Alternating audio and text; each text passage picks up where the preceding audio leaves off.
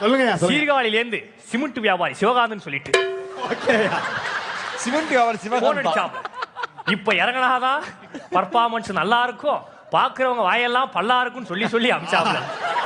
எல்லாமே ஏமாற்றமா போச்சு. எல்லாருக்கும் வணக்கம். என்னுடைய பேர் ஜோதி ரவி. எனக்கு பிடிச்ச நடிகர் பேர் ஜெயம் ரவி. எனக்கு பிடிச்ச ஹீரோயின் பேர் அத்துல்யா ரவி. என் மாமா பையன் பேர் மாட்டு ரவி. இத்தனை 7 ரவி போட்டு எவியா பர்ஃபார்மன்ஸ் பண்ணாலும் 7 பேர் கூட கைத்தட்டல. பாத்தீங்களா?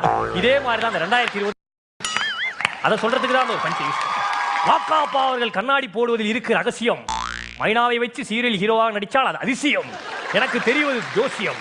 பொதுவா எல்லாத்துலயும் ஒரு ஜோசியம் இருக்கு. எல்லாத்துலயும் ஒரு ஜோசியம் இருக்கு. ஃபெரினாவெல்லாம் சொல்லணும்னா நகைச்சுவையில் ஆராய்ச்சி பண்ண கூடாது. நகைச்சுவை அப்படியே போயிடும்.